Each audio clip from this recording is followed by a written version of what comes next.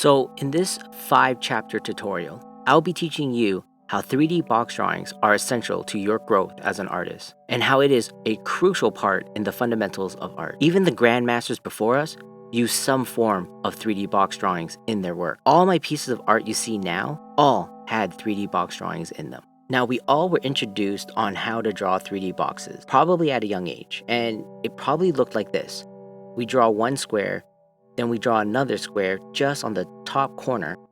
Then we draw lines connecting each corner, and boom, a 3D box. If you're wondering how did a simple 3D box drawing help create any of my art, in order for me to help you understand, we have to answer the question, why a circle isn't as strong as a box when creating art. So to illustrate this point, I'm going to use this ball. We will say this is the top, bottom, front, back, side, and side. Now let's turn this ball to a quarter view. Did you notice it didn't change? Because when you turn it, it's always in the same perspective. Now let's use a box. So just like the ball, you have the front, bottom, top, back, and sides. Now let's position the box into a quarter view. Unlike the ball, the box, you can really see the perspective change when I move it. So what does that mean? Let's bring that real-world information into Clip Studio Paint and let's do a simple illustration of what we just learned. As you can see, I'm drawing a circle, which is flat compared to the 3D box, which is more dynamic.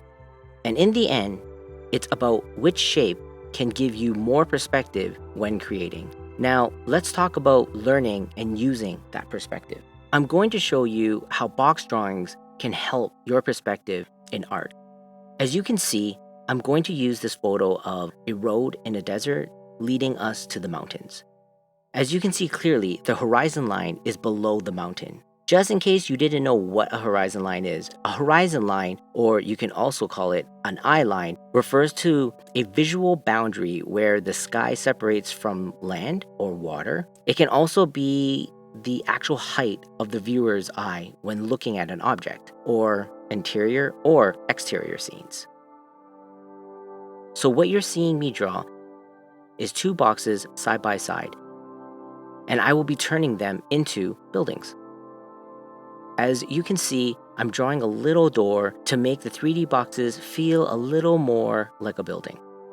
One thing you should always be using and looking at is the horizon line. It's there to keep your box perspectives more grounded or just correct. So I noticed that the tops of my boxes were incorrect because I wasn't lining up my vanishing points to the horizon line. As you can see, I am correcting and adjusting my boxes accordingly, which after the corrections, you can see how it's more believable that the buildings belong in this image.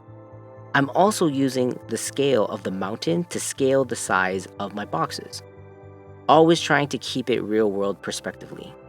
So what happens when I don't use the horizon line or make my vanishing points line up? So let's make that happen. In this little rectangular box I'm creating, it doesn't sit correctly in the scene. It sticks out like a sore thumb. As you can see, it's floating above the road, which it shouldn't do in reality. Using 3D boxes as a guide for placing objects into a scene is fundamentally needed. Now, here's a quick little example sketch. I will be turning a 3D box into a building with a parking lot, but the perspective is in a bird's eye view looking down. As you can see, boxes just simplify everything and helps the artist illustrate perspective easier. You could always use 3D box drawings for perspective in human anatomy as well. Here, I'll be drawing a 3D box over my skull painting to show you that I'm following the same rules, but having the cheek, the teeth, and the eyebrow arches follow my vanishing points in the box. As you can see, it follows the box planes accordingly, making sure the teeth, cheek, and eyebrows are hitting the invisible horizon line.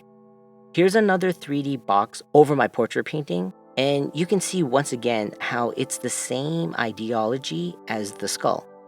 Another tip, you can also use the box to guide your eyes when looking at the reference subject. As you can see, boxes can be used in every aspect of creating.